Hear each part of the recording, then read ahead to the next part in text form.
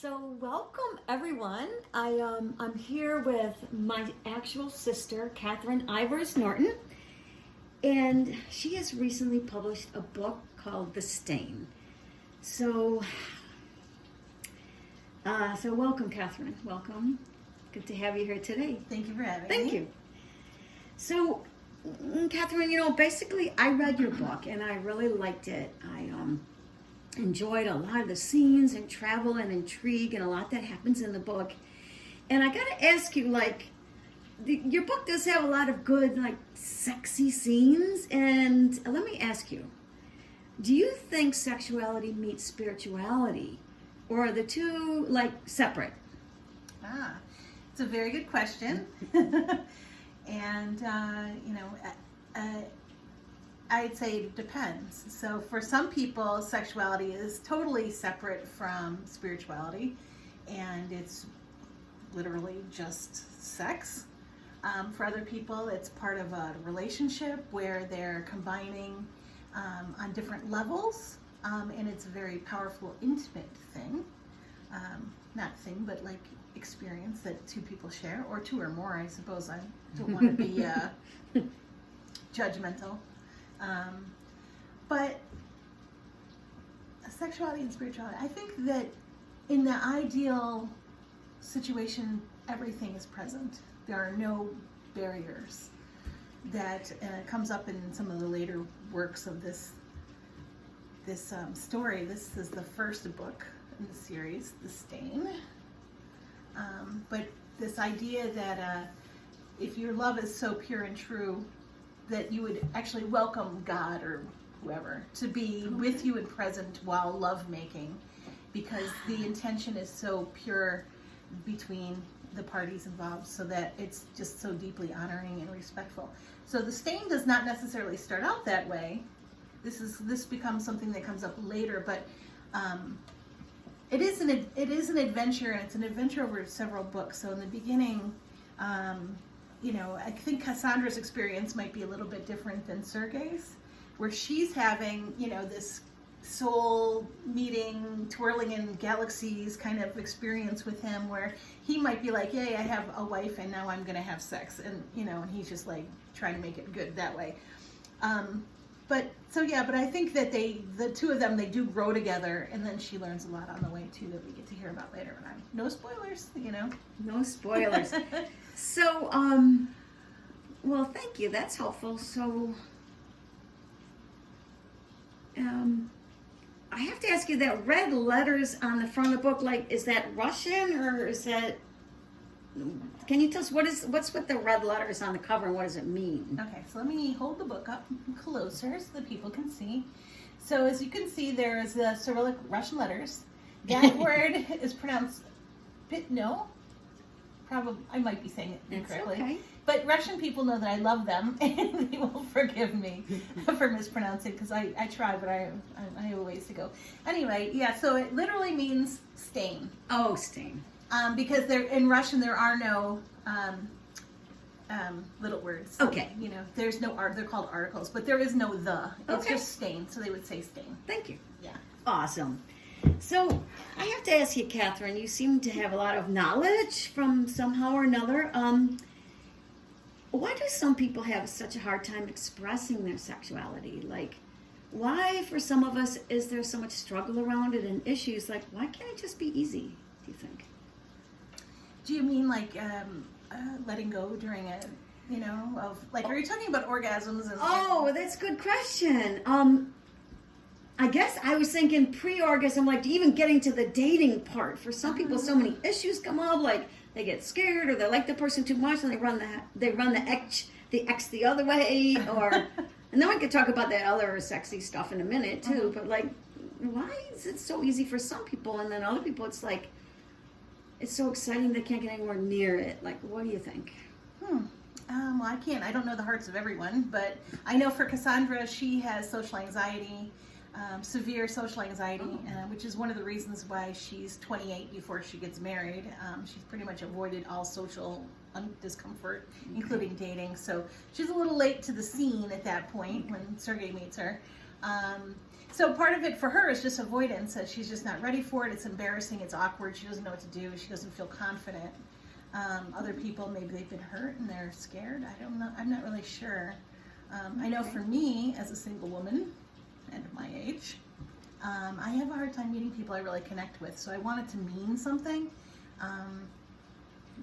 And I'm not interested in just, flings. I don't have a fling bone in my body. So, and then not everybody really wants that. So, it's hard to find the right partner. I believe in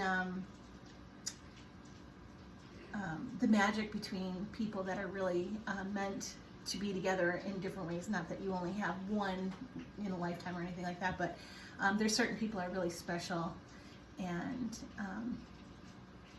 for you, the other people that aren't special for you might be wonderful for someone else, right. But it takes time, and you really have to try to find the right people, and they're kind of hard to find. So, yeah. Okay. Does that answer the question? Yeah, it does. And now Okay. the other one, what about okay, so we're just talking about relationships. This is still meant for all audiences. Letting go in those moments of romance. Any tips or suggestions there, or just best to read the book? Oh, well, I can offer my thoughts. You can read. I encourage you to read the book, obviously. But I do believe that with the right person, you already have a relationship built around trust and comfort, and you know that the person cares about you, and they want you to have a positive experience. And it's, the sex is happening within the context of hopefully a loving relationship. And those are the things that I believe, really help a person let go of their insecurities or their, anything that they're embarrassed or ashamed about, and then let that relationship space just hold them so they can release fully. So they feel more comfortable in the container of the relationship Yeah. and in the sensuality moments. And okay, that makes sense. Thank you. That's helping me right now. I know that your book touches on some sensitive areas and issues, and I really appreciate that. For me, it made a big difference. It made it a deep book for me. But what's the purpose of suffering? What is the purpose of suffering? That's more of a guru question. But suffering is part of the experience of life, and without it, you wouldn't have the crystalline moments of pure joy. And I think those, we have these peak experiences, but if all you had were peak experiences, they would seem like nothing. It would be like a star, but no backdrop of darkness to let it shine. Wow. So that's how I feel about suffering now. We don't have to suffer. But, we're not going to be happy all the time. Life is all about ups and downs, right? So, we don't always get everything we want. Sometimes we almost never get what we want, but that one time we reach for something and it happens, then wow, that's the thing that lasts in your memory forever. Those moments of memories that are like postcards of perfect experiences, or just the real memorable ones that make up a life. So, and it's also what you focus on. So if you're focusing on your misery or your suffering, you're going to not be open to, the joy. So, there's a balance there, and we kind of all set our own, what experience that way. I'm working on bringing more joy in. So, let's say someone gets a copy of your book. What kind of experience might they have when they read it? I don't know. It's interesting because now that it's out, I've talked to a few different people that have read it for the first time, and they're bringing up different aspects of the story that were meaningful for them, because there's a lot going on in there. For some people, they'll hone right in on the sexuality. Some people hone right in on the relationship problems.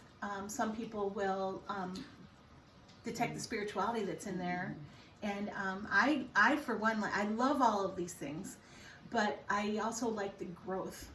Because when you've been closed down and closed to certain experiences for most of your life, then somebody comes along and blows your doors off your closet, and You know what I mean? Because Cassandra, she's limited when Sergei meets her, but then, you know, they get together and blammo, you know, like all this stuff is happening, and her head is exploding with new experiences, and she gets pulled away, like as if she's on a boat on a river, you know, and it's like it can feel like out of control at times, right? But isn't that how life is like that? Yeah. But I like that how she ends up taking control of her journey after a while. But she goes along with it because she's like, well, you're the boat captain. Okay, I don't know what I'm doing. Let's have fun. And then until it's not fun, and then she's like, whoa. So she finds her boundaries, I guess. Yeah. Yeah. So one thing that really intrigued me about the book, and I don't know how you did it, honestly. I read a lot of books. I love books. This capturing of different countries and nationalities and language and like these local customs and tiny towns. It's just extraordinary. So it's something to look forward to when, as you guys come and you experience this book, like you're really going on a journey, and Catherine Shirkin knows how to take you there, and you really feel like you're in it. There's so many interesting perspectives, and I'm sure this will be more interviews, but this is just the first interview with this extraordinary young writer. And so I have a question, like, is there something, can you give us like a little teaser, a little taste, like what's to come in the author's voice? Do you mean like to read? Yes, please. Okay, so let me answer the question about when you go places. This is what I do. So I've always been interested in Russia. I always wanted to go to Russia. I'm not lying. This is for real. Since I was a little kid, I always wanted to go to Russia. And they said, you can't go to Russia. I'm like, why not? They're my people. I want to go. Soviet Union, it's a, Iron Curtain, you can't go there. And I'm like, they're people, I'm people, I want to go and see my people, I want to see my friends. And they are friends to me, so I don't know if they feel the same way about me, but that's beside the point. I'm open to experiencing culture for whatever it is. Yeah. So, so far I like what I've seen. So I like to go, when I write about the streets in St. Petersburg, and I actually look at the streets on Google Maps and drop in. There's sometimes you can walk around on the streets, and I look at the storefronts and the cafes and and I feel like I'm there. I do it until I know, I feel it. I can feel myself there, and then I write the scene. Wow. And I've done this, they don't, in this book, they don't go too many places. They go to France. They start off in Manhattan, and then they go to France, and then they go to Russia, and that's it. In the second book, we get a across Europe trip, and then it goes on from there. But that's how I do it. I really like to be there and to see the insides of places if I can see, photographs or whatever. So I do a little research that sets me in my mind in the scene, so... Okay, so you ready for a little teaser? Yes. All right. Yes, so this is from The Stain. Now, this is the very first time I'm reading anything from this book in public. Big money, big money. So this is from the chapter entitled, Let's Do Laundry. Okay, so in this scene, she married Sergei, and they're in Russia. She's going to her first St. Petersburg party with the socialites, the rich people. And, they've been there a while. Sergei's in a political discussion with some guy in the other room, and she's kind of bored and doesn't feel great, and she's ready to leave. But there's a hot guy there, and his name is Vladislav Valkov. Okay, so she has gone to the laundry room to calm down and do some deep breathing, to ground and center herself as her practice. One of the ways that she copes with her anxiety, and she's done that, and she's turning to leave. She's going to tell Sergei she wants to go home. So feeling clearer, I turned to leave. My heart jolted to discover a wall of a man blocking the exit. Vladislav Valkov. The big man eyed me with mischievous intent, but said nothing. His powerful presence held me like a deer frozen in the headlights of his eyes. We gazed at each other for a long moment, until I blinked and looked away. I could not speak Russian, so I shot a little embarrassed smile and tried to step around him. I was tired and wanted to go home with my husband. I certainly didn't want to deal with a behemoth drunken admirer. Vladislav put his hands on my shoulders to stop me from leaving. My shoes fell from my finger and clattered to the floor as I took a step backward. I was stunned, but felt no fear. I did not cry out for help. I did not say no. Niet was one of the Russian words I know. I was so stunned I did not say anything at all. He wrapped his large hands behind my head and grabbed 2 fistfuls of my hair. As he pushed his body against mine, his enormous erection pressed a lewd promise into my ribs. I tried to turn my face from him, but he held my head forward. I tried to pull away, but my back wedged against the counter. I had no choice but to let him kiss me. Woo! I like the scene because it starts, it's a turning point. It's a turning point in the story. Definitely. It's one of my favorite scenes, actually. Comes to mind. Thank you for that beautiful taste and a beautiful teaser. I appreciate it. So, Catherine, what vision do you hold for this book? If anything were possible, if your wildest dreams can come true, like paint us a picture, like whatever in the future, like tell us what happened with your book and the series. Wildest dream, big picture. All right, well, it's a good question. I mean, obviously, I hope it gets to readers who love it and are inspired by it. Like I said, the first book is a little rough because she's starting out, and this is part of a series. It's a 5-part series. I have 4 books already written. The 5th one is just dying to be written, but I'm trying to get these other ones out first. Anyway, so I think I'm going to end at 5, but I don't know. This story has a life of its own, so I do what it tells me to do. I mean, Wildest Dreams, I really hope that people read it, are inspired by it, get some thinking. There's things in here that are intentionally controversial because I want people to question, ideas that we just kind of have and don't never think about. So I want, like, what is a marriage? Who has the power in the relationship? Is it really a partnership or is it a business arrangement? What is it? Mm-hmm. So there's a lot of, focus on marriage and what's okay in a marriage and what's not okay. And there's a cultural component here too. So we have an American marrying a Russian. So it's, but he's actually more Western European than a typical Russian, but because he spent much of his life abroad. But still, like, they're coming from different backgrounds and different values, and, how does that work?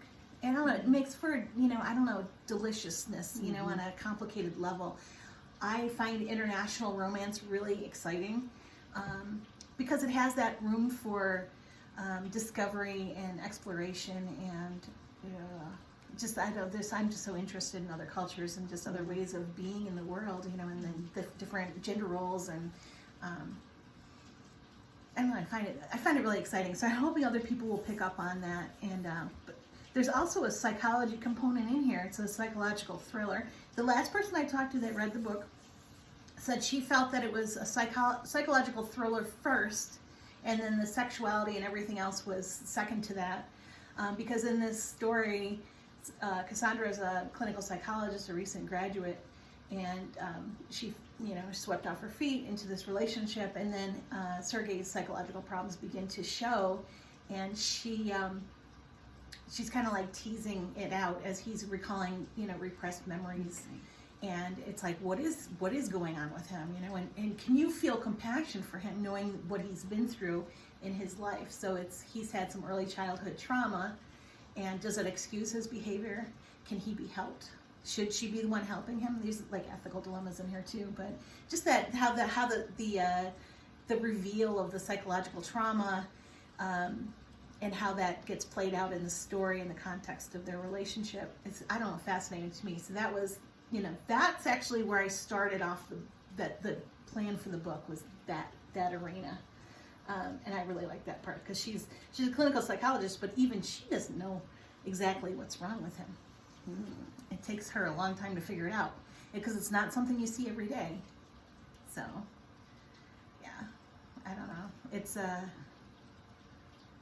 It's juicy. It's juicy. It's juicy on a lot of levels. It's juicy, and I know when I read the copy, I just like was like reading it. I read it, I think, in a couple of days. It just is so like, oh my God. And when you'll see what happens at the end, like I won't say it, but it's like, woo, so cool. So such a really good novel. It's so well written, and that it stands out. And there's something else about it that's unusual, but we'll go into that another time, like what makes this book so unusual. And if you're reading it, like what's already different about this book? So you can think about that when you pick it up, like why does it seem different?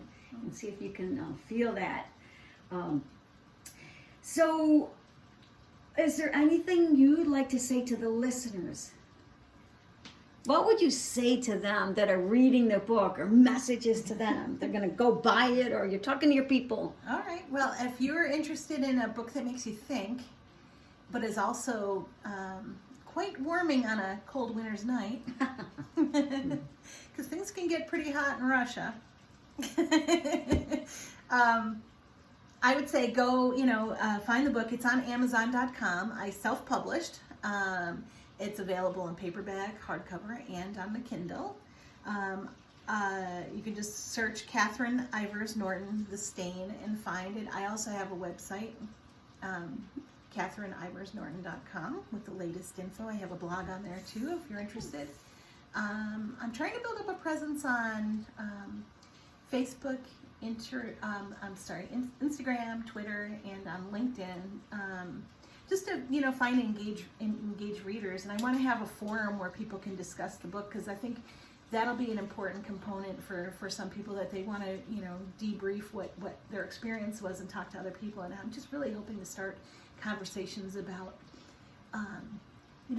there's certain philosophical dilemmas in this book, and certain things that might be potentially triggering people, and it might give them a way to shift how they thought about their experience and look at it in a new way. And some of these things that Cassandra does are things that we've done, or sometimes she's missed red flags that we would see, but we're all human, and it's okay, you know what I mean? So I don't know, that's So on that website, CatherineIversNorton.com, that's your website. The people, can they reach out to you there? Like if they have a question or want to reach out to you, is it possible that you might be able to answer some of them, or answer questions there? Or is it like a forum? Or? Yes, well, on the blog they can comment, okay. And I'll see the comments. I also think anybody can reach me at Catherine, CATHERINE, at CatherineIversNorton.com. That's my email address. That's my business email address. So it's all part of the website. So if you find a website, then it'll take you everywhere else, because the link for Twitter's on there, the link for Instagram's on there. And, sweet. Yeah. So I'm trying to be accessible. I'm not overwhelmed with fans yet. So if you have questions, this is a good time to get them to me. Yeah. So that's the thing about, if you're an early, I think they call them early adopter, like if you jump on early, you're going to get her attention. I have a feeling that one day people, you know what I mean? It's like, it's just this rare, like when I think of talking to you, I got the idea of interviewing Catherine when I saw a Jim Carrey interview before he made it, and how freaking inspiring it was. And this young guy held his vision, and he says, one day, and I don't know, it's just it's so powerful and super inspiring. And you're also a very spiritual person, and yeah, you're my sister, but honestly, I think even if you weren't, I would be like, I would love to interview you and find out more. And I'm certainly a fan of your books, and I kind of know it's coming up. So let me stand behind you for a moment, if I may, and just like, guys, this lady, when she'd write a book, and she would make me tea, and she would read chapters, like little pieces from the book, and I would be all cozied up with some of the happiest moments of my life. Just the author reading something it's just amazing. So I kind of know what's coming up, but as she develops it, this is it. But thank you, Catherine Norton. You're an amazing rock star, and thank you so much. And we look forward to hearing more from you. And thanks for giving us behind the peak scenes, the first glimpse. Oh, true. This is my first reading. You're capturing it here. So, yeah, I'm really hoping, everyone says, I hope my book changes the world, but I hope my book empowers women. Even though it might not seem that way in the first one, it's, hang in there. We have to look at things in order to question them and then change. So I'm all for sexuality, expressing that, however people are comfortable, but just, finding your way and just liberate yourself. Why hold back? Yeah. We're all marching towards the end here. Why not enjoy life while we have it, So anyway, thank you so much, Susan. Go I forth really and appreciate enjoy. it. Thank you, If you read the Catherine. book, I hope you love it. Thank you. A tuteler. Say something in Russian as we go. До свидания.